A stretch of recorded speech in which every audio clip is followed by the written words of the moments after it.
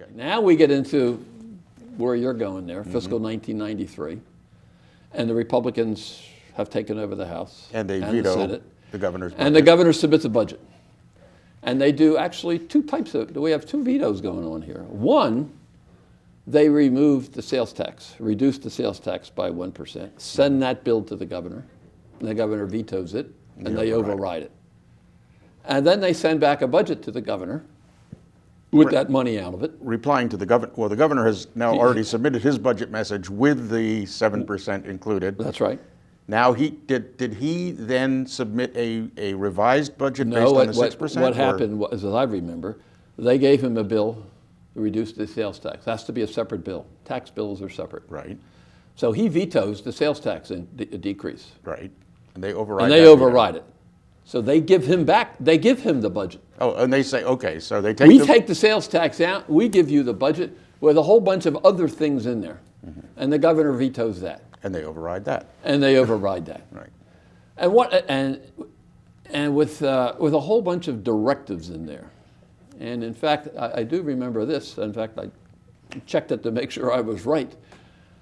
We appealed this, Governor Florio appealed it to the Supreme Court because some of the language is in there directing the governor as to how to do layoffs.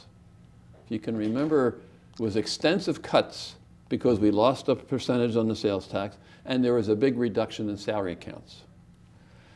And the direction from the legislature was, well, you can't lay off any correction guard, any this person, and anybody you have to lay off has to be only above $55,000.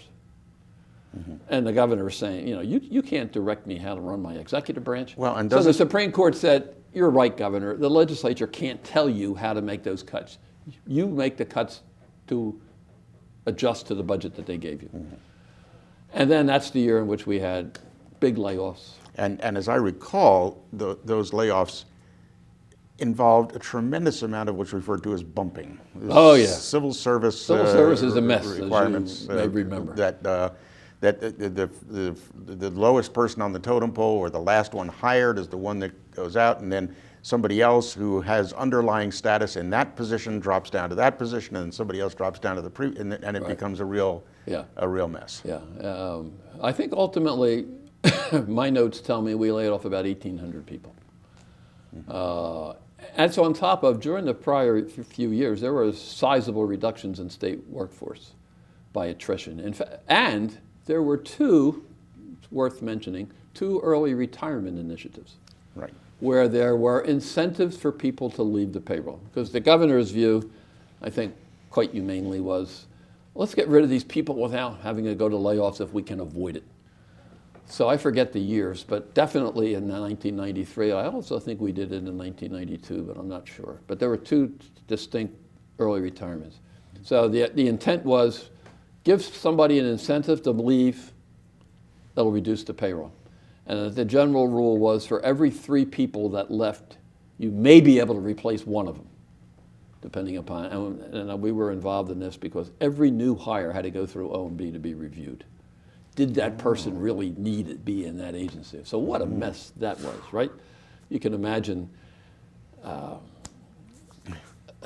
we were not the favorite of the agencies. But by the same token, the agencies understood that they had this large reduction. I mean, I had meeting after meeting with commissioners as to what their impact was going to be. Because they kept thinking, well, you must have more money up there, Rich. No, I don't have any more money. And you don't have enough money in your salary account. You got to get rid of these people.